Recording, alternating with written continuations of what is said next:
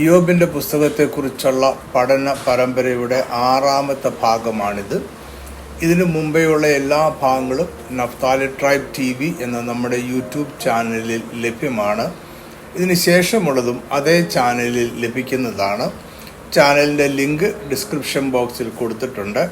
ഈ പഠന പരമ്പരയ്ക്ക് 10 ഭാഗങ്ങളുണ്ട്. എല്ലാ ഭാഗങ്ങളും കേൾക്കുവാനായിട്ട് ശ്രമിക്കുക. എലീഫസ് ദയയുള്ള എന്നാൽ പരിമിതമായ ദൈവിക ജ്ഞാനത്താൽ തെറ്റായി നയിക്കപ്പെട്ട ഒരു വ്യക്തിയായിരുന്നു. അവൻ്റെയും ഇയ്യോബിൻ്റെയും സംഭാഷണം കേട്ടതുകൊണ്ടാകാം ബിൽദാദ് ആരംഭം മുതൽ തന്നെ നീരസപ്പെട്ട് സംസാരിച്ചു. ഇയ്യോബിൻ്റെ സംഭാഷണത്തെ നിന്റെ വായിലെ വാക്കുകൾ വങ്കാറ്റുപോലെ ഇരിക്കും എന്നാണ് ബിൽദാദ് വിശേഷിപ്പിച്ചത്. 8:3 അവൻ്റെ ചോദ്യം ഇതാണ്: ദൈവം ന്യായം മറിച്ചു കളയുമോ? സർവശക്തൻ നീതിയെ മറിച്ചു കളയുമോ? ഇതിൻ്റെ ഉത്തരം ഒരിക്കലുമില്ല എന്ന് തന്നെയാണ്. ഇതിൽ നിന്നും അദ്ദേഹം ചില നിഗമനങ്ങളിൽ എത്തിച്ചേരുന്നു. ഇയ്യോബിൻ്റെ മക്കൾ പാപം ചെയ്തിരുന്നു, അതിനാൽ അവർ കൊല്ലപ്പെട്ടു. ഇയ്യോബ് പാപം ഉപേക്ഷിച്ച് മാനസാന്തരപ്പെട്ടാൽ അനുഗ്രഹിക്കപ്പെടും. ഇയ്യോബ് 8:4 മുതൽ 7 വരെയുള്ള വാക്യങ്ങൾ: നിന്റെ മക്കൾ അവനോട് പാപം ചെയ്തെങ്കിൽ അവൻ അവരെ അവരുടെ അതിക്രമങ്ങൾക്ക് ഏൽപ്പിച്ചു കളഞ്ഞു. നീ ദൈവത്തെ ശ്രദ്ധയോടെ അന്വേഷിക്കുകയും സർവശക്തനോട് അപേക്ഷിക്കുകയും ചെയ്താൽ നീ നിർമ്മലനും നേരുള്ളവനുമെങ്കിൽ അവൻ ഇപ്പോൾ നിനക്ക് വേണ്ടി ഉണർന്നു വരും. നിന്റെ നീതിയുള്ള വാസസ്ഥലത്തെ യഥാസ്ഥാനത്താക്കും. നിന്റെ പൂർവ്വസ്ഥിതി അല്പമായി തോന്നും, നിന്റെ അന്ത്യസ്ഥിതി അതിമഹത്തായിരിക്കും. എലിഫസിന്റെ പ്രമാണം നീതിമാന്മാരെ ദൈവം ഭൗതികമായി അനുഗ്രഹിക്കുകയും ദുഷ്ടന്മാരെ ദൈവം ശിക്ഷിക്കുകയും ചെയ്യും എന്നതായിരുന്നു.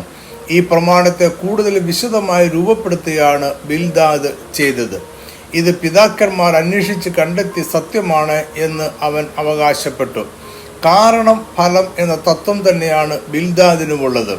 ഈ തത്വത്തെ സാധൂകരിക്കുവാനായി അദ്ദേഹം പ്രകൃതിയിൽ നിന്നും ചില ഉദാഹരണങ്ങൾ എടുക്കുന്നു. ഇയ്യോബ് 8:11-12 വാക്യങ്ങൾ: ചെളിയില്ലാതെ ഞാങ്ങണ വളരുമോ? വെള്ളമില്ലാതെ പോട്ടപ്പുല്ല് വളരുമോ? അത് അരിയാതെ പച്ചയായിരിക്കുമ്പോൾ തന്നെ മറ്റ് എല്ലാ പുല്ലിനും മുമ്പേ വാടിപ്പോകുന്നു. കാരണം കൂടാതെ യാതൊന്നും സംഭവിക്കുന്നില്ല. കാരണം കൂടാതെ കഷ്ടത ഉണ്ടാകുന്നില്ല. പാപമാണ് കഷ്ടതയുടെ കാരണം, പാപം കാരണവും കഷ്ടത അതിൻ്റെ ഫലവുമാണ്. അതിനാൽ ഒരു പാപിയുടെ ജീവിതത്തിൽ വലിയ കഷ്ടത ഉണ്ടാകും. ഇയ്യോബ് 8:13-14 വാക്യങ്ങൾ: ദൈവത്തെ മറക്കുന്ന എല്ലാവരുടെയും പാത അങ്ങനെ തന്നെ. വഷളന്റെ ആശ നശിച്ചു പോകും, അവൻ്റെ ആശ്രയം മറ്റുപോകും, അവൻ്റെ ശരണം ചിലന്തി വലയത്രേ. ദൈവം നീതിമാന്മാരെ ഭൗതികമായി അനുഗ്രഹിക്കുന്നു എന്നതിന് ഒരു ഉദാഹരണം ബിൽദാദ് പറയുന്നുണ്ട്. വെയിലത്ത് പച്ചയായി തോട്ടത്തിൽ ചില്ലകൾ പടർത്തി വളരുന്ന ഒരു വൃക്ഷം ആർക്കും അതിനെ നശിപ്പിക്കുവാൻ കഴിയുകയില്ല. ഇതാണ് അവൻ്റെ സന്തോഷം. അതിനെ നശിപ്പിച്ചാൽ പൊടിയിൽ നിന്ന് മറ്റൊന്ന് മുളച്ചു വരും. ഈ വാദങ്ങളിൽ നിന്നും ബിൽദാദ് എത്തിച്ചേരുന്ന നിഗമനം ഇതാണ്: ദൈവം നിഷ്കളങ്കനെ നിരസിക്കുകയില്ല, ദുഷ്പ്രവൃത്തിക്കാരെ താങ്ങുകയുമില്ല. അതിനാൽ ഇയ്യോബ് മാനസാന്തരപ്പെടട്ടെ, അവൻ പാപം ഏറ്റുപറഞ്ഞ് ഉപേക്ഷിക്കട്ടെ. അപ്പോൾ ദൈവം അവനെ വീണ്ടും അനുഗ്രഹിക്കും. ദൈവം നീതിമാനാണ് എന്നും നല്ലവർക്ക് അവൻ പ്രതിഫലവും ദുഷ്ടന്മാർക്ക് ശിക്ഷയും നൽകുന്നുവെന്നും ബിൽദാദ് വാദിച്ചു. ഇയ്യോബ് 8:20 മുതൽ 22 വരെയുള്ള വാക്യങ്ങൾ: ദൈവം നിഷ്കളങ്കനെ നിരസിക്കുകയില്ല, ദുഷ്പ്രവൃത്തിക്കാരെ താങ്ങുകയുമില്ല. അവൻ ഇനിയും നിന്റെ വായിൽ ചിരിയും, നിന്റെ ആദരങ്ങളിൽ ഉല്ലാസഘോഷവും നിറയ്ക്കും. നിന്നെ പകയ്ക്കുന്നവർ ലജ്ജ ധരിക്കും, ദുഷ്ടന്മാരുടെ കൂടാരം ഇല്ലാതെ ആകും. എലിഫസിനെ പോലെ തന്നെ ബിൽദാദിന്റെ മതപ്രമാണത്തിലും ദൈവത്തിൽ ആശ്രയിച്ച് ജീവിക്കുന്നവർക്കും അനർഹമായ കഷ്ടത ഉണ്ടാകാം എന്ന തത്വം ഇല്ല. ബിൽദാദിനുള്ള ഇയ്യോബിന്റെ മറുപടി ആരംഭിക്കുന്നത് അത് അങ്ങനെ തന്നെയെന്ന് എനിക്കും അറിയാം നിശ്ചയം, ദൈവസന്നിധിയിൽ മർത്യൻ നീതിമാനാകുന്നത് എങ്ങനെ എന്ന് പറഞ്ഞുകൊണ്ടാണ്. ഇയ്യോബിന്റെ പ്രശ്നം എങ്ങനെ ദൈവത്തിനു മുമ്പാകെ നീതിമാനാകാം എന്നതാണ്. എന്നാൽ ദൈവം നീതിമാന്മാരെ അനുഗ്രഹിക്കും എന്നതുപോലെ തന്നെ ഒരു മനുഷ്യനും ദൈവസന്നിധിയിൽ നീതിമാൻ ആകെയില്ല എന്നുകൂടി ഇയ്യോബ് കൂട്ടിച്ചേർക്കുന്നു. മനുഷ്യന്റെ നീതിക്കും അനീതിക്കും ദൈവം തക്കവണ്ണം പ്രതിഫലം നൽകിയാൽ ഒരു മനുഷ്യനും ദൈവത്തിൽ നിന്നും നന്മ പ്രാപിക്കുക ഇല്ല. 9:5 മുതൽ 10 വരെയുള്ള വാക്യങ്ങളിൽ ദൈവത്തിന്റെ സർവാധികാരത്തെ ഇയ്യോബ് എടുത്തു പറയുന്നു. ഇത് ഗ്രഹിക്കുവാൻ അവൻ്റെ സ്നേഹിതർക്ക് കഴിഞ്ഞിട്ടില്ല. അല്ലെങ്കിൽ ദൈവത്തിൻ്റെ സർവാധികാരപ്രകാരം അവന് ഹിതമുള്ളത് പ്രവർത്തിക്കുന്നുവെന്ന ചിന്തയിലേക്ക് ഇയ്യോബിൻ്റെ സ്നേഹിതർ എത്തിയിട്ടില്ല. ഇയ്യോബിൻ്റെ മറുപടിയിൽ അവൻ പറയുന്നത് ഇതാണ്: ദൈവത്തിൻ്റെ സർവാധികാരം അവൻ സ്വന്തം ഹിതപ്രകാരം മനുഷ്യർക്ക് നീതിയല്ല എന്ന് തോന്നുമാറ് ഉപയോഗിക്കുന്നു. ദൈവം സർവശക്തനും ജ്ഞാനിയും ആണ്. ഇയ്യോബിന്റെ ജീവിതത്തിൽ എന്ത് സംഭവിച്ചു, എന്തുകൊണ്ട് കഷ്ടത ഉണ്ടായെന്ന ചോദ്യത്തിനുള്ള മറുപടിയാണ് അവൻ ഇവിടെ പറയുന്നത്. 8-ാം വാക്യത്തിൽ പറയുന്ന അവൻ തനിച്ച് ആകാശത്തെ വിരിക്കുന്നു, സമുദ്രത്തിലെ തിരമാലകളിന്മേൽ അവൻ നടക്കുന്നു എന്നതാണ് സർവാധികാരത്തിന്റെ സത്ത. ദൈവം അവന്റെ അധികാരം ആരുമായും പങ്കിടുന്നില്ല. അവന്റെ പ്രവൃത്തികളിൽ മറ്റാരും കൂട്ടാളികളല്ല. അതിനെ തടയുവാൻ കഴിയുന്ന ആരും ഇല്ല.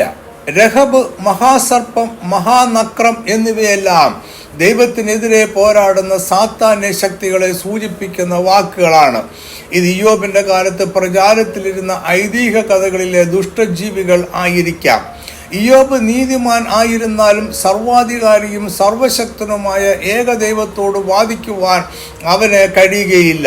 ഞാൻ നീതിമാനായിരുന്നാലും അവനോട് ഉത്തരം പറഞ്ഞുകൂടാ, എൻ്റെ പ്രതിയോഗിയോട് ഞാൻ യാചിക്കേണ്ടി വരും. 9:20 ഞാൻ നിഷ്കളങ്കനായാലും അവൻ എനിക്ക് വക്രത ആരോപിക്കും എന്നതിൻ്റെ അർത്ഥം കാരണം കൂടാതെ ദൈവം അവൻ്റെ മേലെ അനീതി ആരോപിക്കുമെന്നല്ല. ദൈവം മുമ്പാകെ ആരും അവരുടെ പ്രവൃത്തികളാൽ നീതീകരിക്കപ്പെടുകയില്ല. 21-22 വാക്യങ്ങളിൽ ഇയ്യോബ് കണ്ടെത്തിയ ആത്മീയ മർമ്മം അവൻ പ്രസ്താവിക്കുന്നു. ദൈവം നീതിമാന്മാരുടെ ജീവിതത്തിലും ദുഷ്ടന്മാരുടെ ജീവിതത്തിലും കഷ്ടത വരുത്തും. കഷ്ടതയ്ക്ക് എപ്പോഴും മനുഷ്യന്റെ പ്രവൃത്തികളുമായി ബന്ധം ഉണ്ടാകണം എന്നില്ല. അത് ദൈവത്തിന്റെ ഉദ്ദേശപ്രകാരം സംഭവിക്കാം. ഇയ്യോബിന്റെ വാദങ്ങൾ എപ്പോഴും ദൈവത്തിന്റെ സർവാധിപത്യം എന്ന വിഷയത്തിൽ ഉറച്ച് നിൽക്കുന്നു. ഇയ്യോബ് 9:21-22 വാക്യങ്ങൾ: ഞാൻ നിഷ്കളങ്കൻ, ഞാൻ എൻ്റെ പ്രാണനെ കരുതുന്നില്ല, എൻ്റെ ജീവനെ ഞാൻ നിരസിക്കുന്നു, അതെല്ലാം ഒരുപോലെ. അതുകൊണ്ട് ഞാൻ പറയുന്നത്, അവൻ നിഷ്കളങ്കനെയും ദുഷ്ടനെയും നശിപ്പിക്കുന്നു. 9-ാം അധ്യായത്തിന്റെ അവസാന ഭാഗത്ത് ഇയ്യോബ് പ്രവചനാത്മകമായ ഒരു പ്രസ്താവന നടത്തുന്നുണ്ട്. ദൈവം ഒരിക്കലും അവനെ നിർദോഷിയായി എണ്ണുകയില്ലെന്നും അവനെ കുറ്റം വിധിക്കുകയുള്ളൂ എന്നും അവൻ പറയുന്നു. അതിനാൽ അവനും ദൈവത്തിനും ഇടയിൽ പ്രതിവാദിക്കേണ്ടതിന് ഒരു മധ്യസ്ഥനെ അവൻ ആവശ്യമുണ്ട്. ഈ മധ്യസ്ഥൻ യേശുക്രിസ്തു അല്ലാതെ മറ്റാരുമല്ല. മനുഷ്യർക്കും ദൈവത്തിനും ഇടയിൽ യേശുക്രിസ്തു അല്ലാതെ മറ്റൊരു മധ്യസ്ഥനും ഇല്ല. ഇയ്യോബ് 9:32-33 വാക്യങ്ങൾ: ഞാൻ അവനോട് പ്രതിപാദിക്കേണ്ടതിനും ഞങ്ങൾ ഒരുമിച്ച് ന്യായവിസ്താരത്തിന് ചെല്ലേണ്ടതിനും അവൻ എന്നെപ്പോലെ മനുഷ്യനല്ലല്ലോ. ഞങ്ങളെ ഇരുവരെയും പറഞ്ഞു നിർത്തേണ്ടതിന് ഞങ്ങളുടെ നടുവിൽ ഒരു മധ്യസ്ഥനും ഇല്ല. 1 തിമോഥെയോസ് 2:5-6 വാക്യങ്ങൾ: ദൈവം ഒരുവനല്ലോ, ദൈവത്തിനും മനുഷ്യർക്കും മധ്യസ്ഥനും ഒരുവൻ, എല്ലാവർക്കും വേണ്ടി മറുവിലയായി തന്നെത്താൻ കൊടുത്ത മനുഷ്യനായ ക്രിസ്തു യേശു തന്നെ. ബിൽദാദിനുള്ള ഇയ്യോബിന്റെ മറുപടി 10-ാം അധ്യായത്തിലും തുടരുകയാണ്.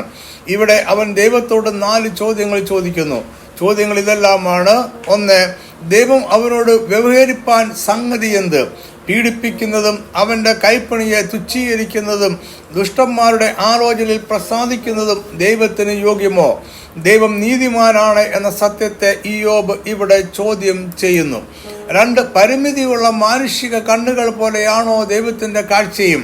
മറ്റുള്ളവരുടെ കുറ്റം കണ്ടുപിടിക്കുന്ന മനുഷ്യരുടെ കണ്ണുകൾ പോലെയാണോ ദൈവത്തിന്റെ ദൃഷ്ടിയും? ദൈവത്തിന്റെ ജീവിതകാലം മനുഷ്യന്റെ ജീവിതകാലം പോലെ ഹ്രസ്വമാണോ? ഇയ്യോബ് കുറ്റക്കാരൻ അല്ല എന്ന് ദൈവം അറിയുന്നു എങ്കിലും അവനൊരു ദുഷ്ടനെ എന്ന പോലെ അവനെ കഷ്ടതയിലാക്കി. ദൈവത്തിനും മനുഷ്യരുടെ ഹൃദയ വിചാരങ്ങളെ പോലും സൂക്ഷ്മമായി അറിയുവാനുള്ള ജ്ഞാനമുണ്ട്.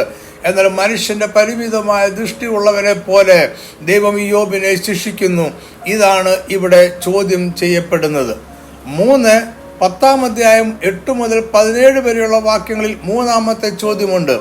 ദൈവത്തിന്റെ കൈ എന്നെ ഉരുവാക്കി, കളിമണ്ണ് കൊണ്ടെന്ന പോലെ മെനഞ്ഞു, ത്വക്കും മാംസവും അസ്ഥിയും ഞരമ്പും കൊണ്ട് അവനെ മടഞ്ഞിരിക്കുന്നു. ജീവനും കൃപയും ദൈവം അവന് നൽകി, എന്നിട്ടും ദൈവം അവനെ നശിപ്പിച്ചു കളയുന്നു, അവനെ പൊടിയാക്കി കളയുന്നു. എന്നാൽ അവനെ നശിപ്പിക്കുക എന്നതായിരുന്നു ദൈവത്തിന്റെ ഹൃദയത്തിലെ താല്പര്യമെങ്കിൽ എന്തിനാണ് അവനെ സൃഷ്ടിച്ചത്? 4. 10-ാം അധ്യായം 18 മുതൽ 19 വരെയുള്ള വാക്യങ്ങളിൽ ഇയ്യോബിന്റെ 4-ാമത്തെ ചോദ്യം രേഖപ്പെടുത്തിയിരിക്കുന്നു. എന്തുകൊണ്ട് ദൈവം ഇയ്യോബിനെ ഇത്രയും നാളുകൾ ജീവിക്കുവാൻ അനുവദിച്ചു? അമ്മയുടെ ഗർഭപാത്രത്തിൽ വെച്ച് തന്നെ അവനെ മരിക്കാമായിരുന്നു. ഈ 4 ചോദ്യങ്ങൾക്ക് ശേഷം അവന്റെ ജീവിതത്തിൽ ഇനി ശേഷിക്കുന്ന അപേക്ഷ എന്ത് എന്ന് അവൻ പറയുന്നു. ഞാൻ അല്പം ആശ്വസിക്കേണ്ടതിന് നീ മതിയാക്കി എന്നെ വിട്ടുമാറണമേ. അവന്റെ ജീവിതകാലം ദൈവത്തിന്റെ ജീവിതകാലവുമായി താരതമ്യപ്പെടുത്തുമ്പോൾ വളരെ ചുരുക്കമാണ്. അതിന്റെ അവസാനത്തിൽ അവൻ ഇരുളും അന്ധതമസ്സുമുള്ള ദേശത്തേക്ക് ഇനി ഒരിക്കലും മടങ്ങി വരാതെ വണ്ണം പോകും. അതിനു മുമ്പേ ഞാൻ അല്പം ആശ്വസിക്കേണ്ടതിന് നീ മതിയാക്കി എന്നെ വിട്ടുമാറണമേ. ഇയ്യോബ് 10:20 മുതൽ 22 വരെയുള്ള വാക്യങ്ങൾ. എൻ്റെ ജീവകാലം ചുരുക്കമല്ലയോ? ഇരുളും അന്ധതമസ്സുമുള്ള ദേശത്തേക്ക് അർദ്ധരാത്രി പോലെ കൂരിരുളും ക്രമമില്ലാത്ത അന്ധതമസ്സും വെളിച്ചം അർദ്ധരാത്രി പോലെയുമുള്ള ദേശത്തേക്ക് തന്നെ മടങ്ങി വരാതെ വണ്ണം പോകുന്നതിന് മുമ്പേ ഞാൻ അല്പം ആശ്വസിക്കേണ്ടതിന് നീ മതിയാക്കി എന്നെ വിട്ടുമാറണമേ. മരണത്തിന്റെ വക്കിലും അവന്റെ ന്യായങ്ങളെ ദൈവത്തിനു മുമ്പാകെ നിരത്തുവാനാണ് ഇയ്യോബ് ശ്രമിക്കുന്നത്.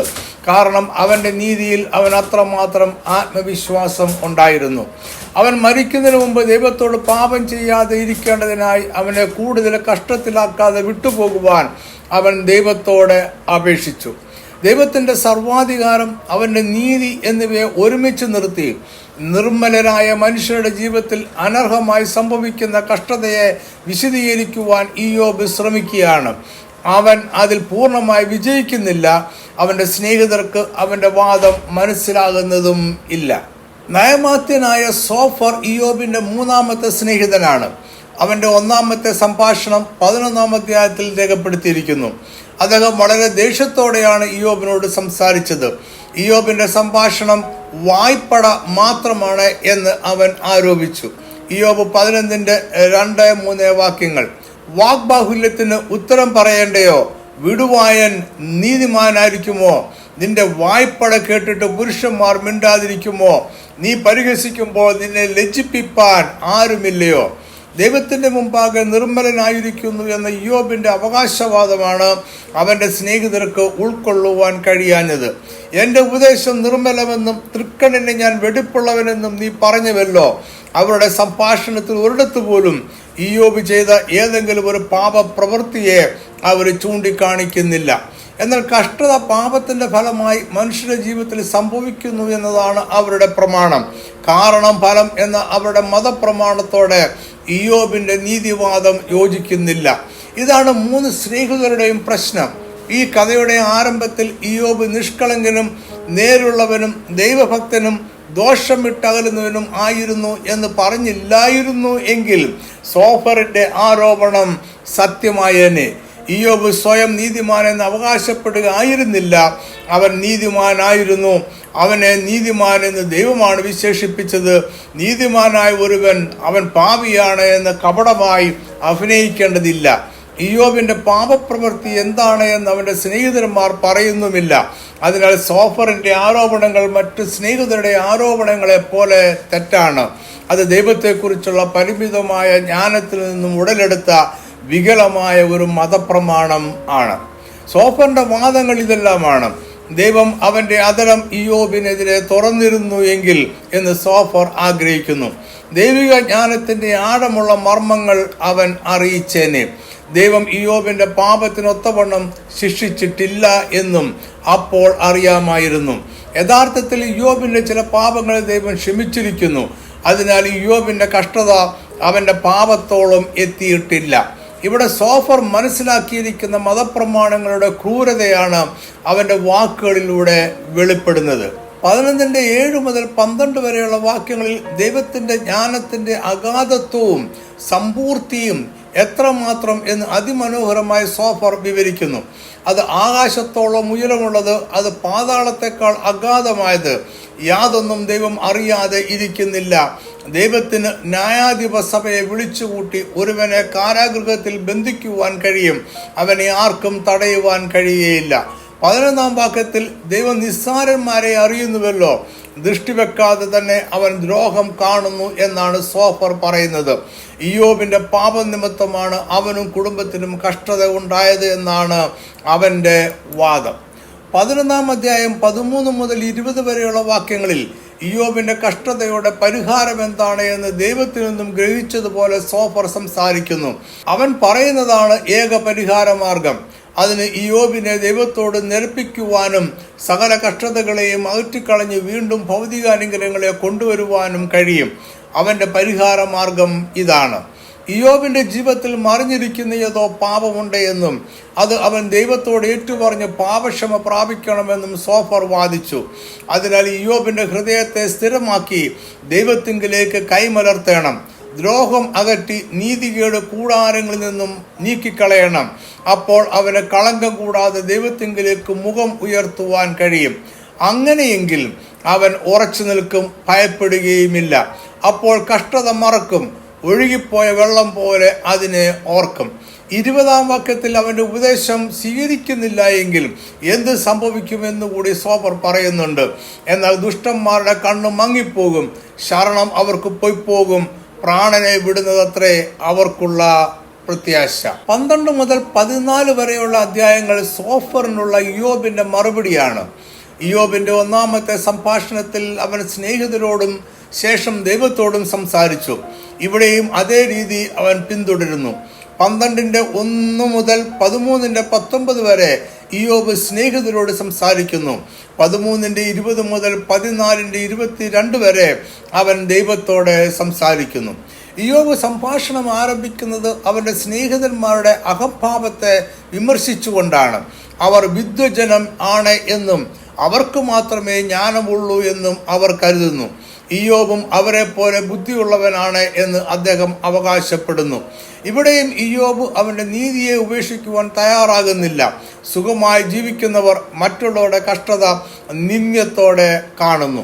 ഇയ്യോബ് വീണ്ടും ദൈവത്തിന്റെ സർവാധികാരത്തെ ഉറപ്പിച്ച് സംസാരിക്കുന്നു. കഷ്ടതയുടെ കാരണം അവൻ കണ്ടെത്തുന്നത് സകല പ്രപഞ്ചത്തിന്മേലും ജീവജാലങ്ങളുടെ മേലും മനുഷ്യന്റെ മേലുമുള്ള ദൈവത്തിന്റെ സർവാധികാരത്തിലാണ്. ഇയ്യോബിന്റെ വാദം ശരിയാണ് എങ്കിലും അപ്പോഴത്തെ അവസ്ഥ കാരണം അവന്റെ വാക്കുകളെ ആരും സ്വീകരിക്കുന്നില്ല. ഇയ്യോബ് 12:9-10 വാക്യങ്ങൾ. യഹോവയുടെ കൈ ഇത് പ്രവർത്തിച്ചിരിക്കുന്നുവെന്ന് ഇവയെല്ലാം കൊണ്ട് ഗ്രഹിക്കാത്തവനാർ? സകല ജീവജന്തുക്കളുടെയും പ്രാണനും സകല മനുഷ്യവർഗത്തിൻ്റെയും ശ്വാസവും അവൻ്റെ കയ്യിൽ ഇരിക്കുന്നു. 12-ാം അധ്യായം 13 മുതൽ 25 വരെയുള്ള വാക്യങ്ങളിൽ ദൈവത്തിൻ്റെ സർവാധികാരത്തെ ഇയ്യോബ് വിശദീകരിക്കുകയാണ്. ഇയ്യോബ് പറയുന്ന കാര്യങ്ങൾ ഇതെല്ലാമാണ്: ജ്ഞാനവും ശക്തിയും ആലോചനയും വിവേകവും ദൈവത്തിനുള്ളത്. ദൈവം ഇടിച്ചു കളഞ്ഞാൽ ആർക്കും പണിതുകൂടാ. മനുഷ്യനെ ബന്ധിച്ചാൽ ആരും അഴിച്ചുവിടുകയില്ല. അവൻ രാജാക്കന്മാർ ബന്ധിച്ചതിനെ അഴിക്കുന്നു, ബലശാലികളെ തള്ളിയിട്ട് കളയുന്നു. അവൻ ജാതികളെ വർദ്ധിപ്പിക്കുകയും നശിപ്പിക്കുകയും ചെയ്യുന്നു. അവൻ ജാതികളെ ചിതറിക്കുകയും കൂട്ടുകയും ചെയ്യുന്നു. ഇതേ ശൈലിയിൽ ഇയ്യോബ് അവൻ്റെ സംഭാഷണം 13-ാം അധ്യായത്തിലും തുടരുകയാണ്. ശത്രുവായ ഒരു പ്രപഞ്ചത്തിൽ സകല മനുഷ്യരാലും ദൈവത്താലും ഉപേക്ഷിക്കപ്പെട്ട അന്യവൽക്കരിക്കപ്പെട്ട ഒരു വ്യക്തിയായി ഇയ്യോബിന് സ്വയം തോന്നി. അവൻ്റെ കഷ്ടത എന്ന സത്യത്തെ ഏകനായി അവൻ അഭിമുഖീകരിച്ചു. അവൻ്റെ സ്നേഹിതന്മാരെക്കാൾ ജ്ഞാനം കുറഞ്ഞവനല്ല എന്ന ഇയ്യോബിൻ്റെ വാദം ആരും ശ്രദ്ധിച്ചില്ല. ആരും അവൻ്റെ ഭാഗം കേൾക്കുവാനോ അതിൽ സത്യമുണ്ടോ എന്ന് ആരായുവാനോ തയ്യാറായില്ല. അവൻ്റെ വേദന ആരും മനസ്സിലാക്കിയില്ല. ഇയ്യോബ് 13:1-2 വാക്യങ്ങൾ. എൻ്റെ കണ്ണ് ഇതൊക്കെയും കണ്ടു, എൻ്റെ ചെവി അത് കേട്ട് ഗ്രഹിച്ചിരിക്കുന്നു. നിങ്ങൾ അറിയുന്നത് ഞാനും അറിയുന്നു, ഞാൻ നിങ്ങളെക്കാൾ അധമൻ അല്ല. അവൻ്റെ സ്നേഹിതന്മാർ ദൈവത്തെക്കുറിച്ച് ഫോഷ്ക്ക് കെട്ടി ഉണ്ടാക്കുന്നവരാണ്. അവർ അറിവില്ലാത്ത വൈദ്യന്മാരാണ്. അവർ ദൈവത്തിൻ്റെ പക്കൽ നീതികേടില്ല എന്ന് വാദിക്കുവാൻ വേണ്ടി ദൈവത്തെക്കുറിച്ച് വ്യാജം സംസാരിക്കുന്നവർ ആണ്. ഇനി സ്നേഹിതന്മാരോട് സംസാരിച്ചിട്ട് കാര്യമില്ല എന്ന് ഇയ്യോബ് തിരിച്ചറിയുന്നു. അതിനാൽ ദൈവത്തോട് നേരിട്ട് വാദിക്കുവാൻ അവൻ തയ്യാറെടുക്കുന്നു. അവൻ പറയുന്നത് ഇങ്ങനെയാണ്: സർവശക്തനോട് ഞാൻ സംസാരിക്കുവാൻ ഭാവിക്കുന്നു, ദൈവത്തോട് വാദിപ്പാൻ ഞാൻ ആഗ്രഹിക്കുന്നു. സ്നേഹിതരെ കുറിച്ചൊരു പ്രവചനമെന്നവണ്ണം ഇയ്യോബ് പറഞ്ഞു. ദൈവത്തെക്കുറിച്ച് ഫോഷ്ക്ക് പറയുന്നതിനാൽ ഒരിക്കൽ അവരെ ദൈവം ശാസിക്കും. ഗൂഢമായി മുഖദാക്ഷിണ്യം കാണിച്ചാൽ അവൻ നിങ്ങളെ ശാസിക്കും നിശ്ചയം. ഇയ്യോബിൻ്റെ ഈ പ്രവചനാത്മക വാക്കുകൾ സത്യമാകുന്നത് ഈ കഥയിൽ തന്നെ നമ്മൾ കാണുന്നുണ്ട്. ഇയ്യോബ് 42:7. യഹോവ ഈ വചനങ്ങളെ ഇയ്യോബിനോട് അരുളി ചെയ്തതിന് ശേഷം യഹോവ തേമാന്യനായ എലീഫസിനോട് അരുളി ചെയ്തത്, നിന്നോടും നിന്റെ 2 സ്നേഹിതന്മാരോടും എനിക്ക് കോപം ജനിച്ചിരിക്കുന്നു. എൻ്റെ ദാസനായ ഇയ്യോബിനെ പോലെ നിങ്ങൾ എന്നെക്കുറിച്ച് വിഹിതമായത് സംസാരിച്ചിട്ടില്ല.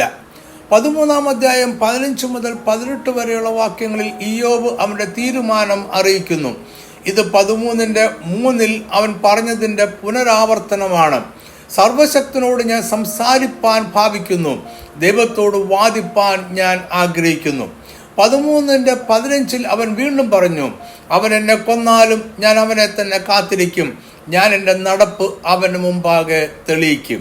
അവൻ ദൈവത്തിങ്കിലേക്ക് തിരിയുവാൻ ആഗ്രഹിക്കുന്നു, എന്നാൽ അത് അവൻ്റെ സ്നേഹിതർ ഉദ്ദേശിച്ചതുപോലെയല്ല. അവൻ ദൈവത്തോട് അവൻ്റെ കാര്യം വാദിക്കുവാൻ തീരുമാനിക്കുകയാണ്. ഇതിലല്പം അപകടവുമുണ്ട് എന്ന് ഇയ്യോബ് തിരിച്ചറിയുന്നുണ്ട്. വഷളന് ദൈവസന്നിധിയിൽ നിൽക്കുവാൻ കഴിയുകയില്ല.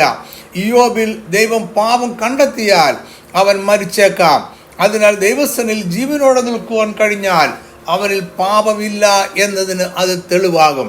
ദൈവസന്നിധിയിൽ അവൻ്റെ നീതിയെ അവതരിപ്പിക്കുവാൻ അവൻ ആഗ്രഹിക്കുന്നു. അവൻ നീതീകരിക്കപ്പെടും എന്ന് അവന് തീർച്ചയുണ്ട്. 13:20 മുതലുള്ള വാക്യങ്ങളിൽ അവൻ ദൈവത്തോട് നേരിട്ട് സംസാരിക്കുന്നു. അവൻ്റെ വാക്കുകളിൽ ദൈവത്തിലുള്ള വിശ്വാസം തെളിയുന്നുണ്ട്. ദൈവത്തിൻ്റെ സന്നിധി വിട്ട് ഒളിക്കുവാനല്ല, അവിടെ നിന്ന് അവനോട് സംസാരിക്കുവാനാണ് ഇയ്യോബ് ആഗ്രഹിക്കുന്നത്. അവൻ്റെ ഭാഗം പറയുവാൻ ദൈവം അവനെ ദൈവിക സന്നിധിയിലേക്ക് വിളിക്കണം എന്നാണ് ഇയ്യോബ് അപേക്ഷിക്കുന്നത്. ഇയ്യോബ് 13:20 മുതൽ 22 വരെയുള്ള വാക്യങ്ങൾ. 2 കാര്യം മാത്രം എന്നോട് ചെയ്യരുതേ, എന്നാൽ ഞാൻ നിന്റെ സന്നിധി വിട്ട് ഒളിക്കയില്ല. നിന്റെ കൈ എങ്കിൽ നിന്ന് പിൻവലിക്കണമേ, നിന്റെ ഘോരത്വം എന്നെ ഭ്രമിപ്പിക്കരുതേ. പിന്നെ നീ വിളിച്ചാലും ഞാൻ ഉത്തരം പറയും, അല്ലെങ്കിൽ ഞാൻ സംസാരിക്കാം, നീ ഉത്തരം അരുളണമേ. 13:23 പാപങ്ങളെ ഉപേക്ഷിക്കുവാനും ദൈവത്തോട് നിരപ്പ് പ്രാപിക്കുവാനും ആഗ്രഹിക്കുന്ന ഇയ്യോബിനെ നമ്മൾ കാണുന്നു. എന്നാൽ അവൻ്റെ പാപങ്ങൾ അവന് മറഞ്ഞിരിക്കുന്നു. അതിനാൽ അവൻ ദൈവത്തോട് അപേക്ഷിച്ചു, എൻ്റെ അകൃത്യങ്ങളും പാപങ്ങളും എത്ര, എൻ്റെ അകൃത്യവും പാപവും എന്നെ ഗ്രഹിപ്പിക്കണമേ. ദൈവവും മനുഷ്യനും തമ്മിലുള്ള വലിയ പ്രശ്നം പാപമാണ് എന്ന് ഇയ്യോബിന് അറിയാം. എന്നാൽ തിരിച്ചറിയുവാൻ കഴിയാത്ത പാപം ഏറ്റുപറയുവാൻ കഴിയാത്തതാണ്. അതിനാൽ അവൻ്റെ അകൃത്യങ്ങളും പാപങ്ങളും അവനെ ദൈവം ഗ്രഹിപ്പിക്കണം. പുതിയ നിയമവിശ്വാസം അനുസരിച്ച് നമ്മുടെ പാപങ്ങളെ നമുക്ക് ഗ്രഹിപ്പിച്ച് തരുന്നത് പരിശുദ്ധാത്മാവാണ്. അതാണ് ഇയ്യോബും ആഗ്രഹിക്കുന്നത്. യോഹന്നാൻ 16:8 അവൻ പരിശുദ്ധാത്മാവ് വന്ന് പാപത്തെക്കുറിച്ചും നീതിയെക്കുറിച്ചും ന്യായവിധിയെക്കുറിച്ചും ലോകത്തിന് ബോധം വരുത്തും. അവൻ്റെ പാപങ്ങൾ ഒരുപക്ഷെ അവൻ്റെ യൗവനത്തിലെ അകൃത്യങ്ങളായിരിക്കാം. അതിൻ്റെ കൈപ്പായുള്ള ശിക്ഷ ദൈവം എഴുതി വെച്ചു അവനെ ഇപ്പോഴും അനുഭവിക്കുമാറാക്കുന്നു. ദൈവം അവനെ തുടർച്ചയായി ശിക്ഷിക്കുന്നു. തിരുമുഖം മറച്ചു അവനെ ശത്രുവായി വിചാരിക്കുന്നു. എന്നാൽ ഇപ്പോൾ ഇയ്യോബ് പാറിപ്പോകുന്ന ഇലയെപ്പോലെയും ഉണങ്ങിയ താളടിയെപ്പോലെയുമാണ്. അതിനെ ദൈവം പിന്തുടർന്ന് പേടിപ്പിക്കുന്നത് എന്ത്? ഈ ജനം ചീഞ്ഞഴുകിയ വസ്ത്രം പോലെയും പുഴുവരിച്ച വസ്ത്രം പോലെയും ഇരിക്കുന്നു. ഈ വാക്കുകളോടെ 13-ാം അധ്യായം അവസാനിക്കുന്നു. ഇയ്യോബിൻ്റെ ചിന്തകൾ 13-ാം അധ്യായത്തിൽ അവസാനിക്കുന്നില്ല. അത് 14-ാം അധ്യായത്തിലും തുടരുകയാണ്. മനുഷ്യൻ ചീഞ്ഞഴുകിയ വസ്ത്രം പോലെയും പുഴുവരിച്ച വസ്ത്രം പോലെയും ഇരിക്കുന്നു എന്ന വാക്കുകളുടെ തുടർച്ചയായിട്ട് അവൻ പറഞ്ഞു. സ്ത്രീ പ്രസവിച്ച മനുഷ്യൻ അല്പായുസുള്ളവനും കഷ്ടസമ്പൂർണനുമാകുന്നു. അവൻ പൂ പോലെ വിടർന്ന് പൊഴിഞ്ഞു പോകുന്നു, നിലനിൽക്കാതെ നിഴൽ പോലെ ഓടിപ്പോകുന്നു. അശുദ്ധനിൽ നിന്ന് ജനിച്ച വിശുദ്ധനുണ്ടോ? ഒരുത്തനുമില്ല എന്ന് ഇയ്യോബ് പ്രസ്താവിക്കുന്നു. അതിനാൽ ഇയ്യോബും ദൈവമുമ്പാകെ സമ്പൂർണ്ണ വിശുദ്ധൻ ആകുകയില്ല. മനുഷ്യന്റെ ജീവിതകാലത്തിന് ഒരു അവധിയുണ്ട്. അവൻ്റെ മാസങ്ങളുടെ എണ്ണം ദൈവത്തിൻ്റെ പക്കലാണ്. അതായത് അവൻ്റെ ആയുസ്സിൻ്റെ ദൈർഘ്യം ദൈവം നിശ്ചയിക്കുന്നു. ദൈവം വെച്ചിരിക്കുന്ന അതിരിനെ അവന് ലംഘിക്കുവാൻ കഴിയുകയില്ല. ഇത്ര നിസ്സാരനായ മനുഷ്യനെയാണ് ദൈവം ന്യായവിസ്താരത്തിലേക്ക് കൊണ്ടുവരുന്നത്. 14-ാം അധ്യായം 7 മുതൽ 22 വരെയുള്ള വാക്യങ്ങളിൽ മനുഷ്യന്റെ നൈമിഷികതയിൽ നിന്നും ഇയ്യോബ് മരണത്തിലേക്ക് കടക്കുന്നു. മനുഷ്യന്റെ മരണത്തിൽ ഒരു അന്തിമത്വം ഉണ്ട്. ഒരു വൃക്ഷത്തെ വെട്ടിയാലും അത് പിന്നെയും പൊട്ടിക്കിളിർക്കും. മനുഷ്യനോ മരിച്ചാൽ ദ്രവിച്ചു പോകുന്നു. ആകാശം ഇല്ലാതെയാകും വരെ അവർ ഉണരുന്നില്ല. എന്നാൽ ഇയ്യോബ് ശരീരത്തോടു കൂടെയുള്ള പുനരുത്ഥാനം ആഗ്രഹിക്കുന്നു. അവൻ ദൈവത്തോട് പറയുന്നത് ഇങ്ങനെയാണ്: നീ എന്നെ പാതാളത്തിൽ മറച്ചു വെക്കുകയും നിന്റെ കോപം കഴിയുവോളം എന്നെ ഒളിപ്പിക്കുകയും എനിക്ക് ഒരവധി നിശ്ചയിച്ച് എന്നെ ഓർക്കുകയും ചെയ്തുവെങ്കിൽ കൊള്ളാമായിരുന്നു. ദൈവത്തിൻ്റെ കോപം കഴിയുവോളം പാതാളത്തിൽ ഒളിക്കുവാനും അതിനുശേഷം ശരീരത്തോടെ പുനരുത്ഥാനം പ്രാപിക്കുവാനുമാണ് ഇയ്യോബ് ആഗ്രഹിക്കുന്നത്. മനുഷ്യൻ മരിച്ചാൽ വീണ്ടും ജീവിക്കുമോ? എന്നാൽ എനിക്ക് മാറ്റം വരുവോളം എൻ്റെ യുദ്ധകാലമൊക്കെയും കാത്തിരിക്കാമായിരുന്നു. ഇയ്യോബിൻ്റെ ഈ വാക്കുകളിലും മരണത്തിന് ശേഷമുള്ള ഉയർപ്പിനെ കുറിച്ചുള്ള പ്രത്യാശ ഉണ്ട്. 14-ാം അധ്യായം 15 മുതൽ 17 വരെയുള്ള വാക്യങ്ങളിൽ അവൻ്റെ യൗവനത്തിലെ അകൃത്യങ്ങൾ ദൈവം ഇപ്പോൾ ഓർക്കുന്നില്ല എന്ന് ഇയ്യോബ് പ്രത്യാശിക്കുന്നു. എൻ്റെ പാപത്തിന്മേൽ നീ ദൃഷ്ടി വെക്കുന്നില്ലയോ? എൻ്റെ അതിക്രമം ഒരു സഞ്ചിയിലാക്കി മുദ്രയിട്ടിരിക്കുന്നു. എൻ്റെ അതിക്രമം നീ കെട്ടി പറ്റിച്ചിരിക്കുന്നു എന്നിങ്ങനെ അവൻ ആശ്വസിക്കുന്നു. 14-ാം അധ്യായം 18 മുതൽ 21 വരെയുള്ള വാക്യങ്ങൾ വീണ്ടും മരണത്തെക്കുറിച്ചുള്ളതാണ്. ദൈവം മനുഷ്യന്റെ പ്രത്യാശയെ നശിപ്പിക്കുന്നു. അവനെപ്പോഴും മനുഷ്യനെ ആക്രമിക്കുന്നു. മനുഷ്യന്റെ പുത്രന്മാർക്ക് ബഹുമാനം ലഭിക്കുന്നതും അവർക്ക് താഴ്ച ഭവിക്കുന്നതും അവൻ ഗ്രഹിക്കുന്നില്ല. അവൻ്റെ വേദനയും ദുഃഖവും അവനെക്കുറിച്ച് മാത്രം ആകുന്നു. ഇയ്യോബിൻ്റെ വാക്കുകളിൽ നിരാശയും പ്രത്യാശയും സമ്മിശ്രമായി കാണുന്നു. അവൻ ആഗ്രഹിക്കുകയും ഇച്ഛാഭംഗപ്പെടുകയും ചെയ്യുന്നു. അവൻ മരണത്തെ അന്തിമമായി കാണുന്നു, എന്നാൽ ഒരു ഉയർപ്പിനായി ആഗ്രഹിക്കുന്നു. ഇയ്യോബിൻ്റെ ഈ വാക്കുകളോടെ അവൻ്റെയും സ്നേഹിതരുടെയും ഒന്നാമത്തെ ആവർത്തി സംഭാഷണം അവസാനിക്കുന്നു. ഇയ്യോബിൻ്റെ പുസ്തകത്തെക്കുറിച്ചുള്ള പഠന പരമ്പരയിലെ 6ാമത്തെ ഭാഗം ഇവിടെ അവസാനിക്കുന്നു. ഇതിനു മുമ്പുള്ള എല്ലാ ഭാഗങ്ങളും തുടർന്നുള്ളവയും നഫ്താലി ട്രൈബ് TV എന്ന നമ്മുടെ യൂട്യൂബ് ചാനലിൽ ലഭ്യമാണ്. ചാനലിൻ്റെ ലിങ്ക് ഡിസ്ക്രിപ്ഷൻ ബോക്സിൽ കൊടുത്തിട്ടുണ്ട്. ഈ പഠനം ബുക്കായി സൗജന്യമായി ലഭ്യമാണ്. ആവശ്യമുള്ളവർ വാട്സാപ്പ് അല്ലെങ്കിൽ ടെലിഗ്രാം വഴി ആവശ്യപ്പെടുക. Phone number 9961330751. കർത്താവ് നിങ്ങളെ സമൃദ്ധമായി അനുഗ്രഹിക്കട്ടെ. ആമേൻ.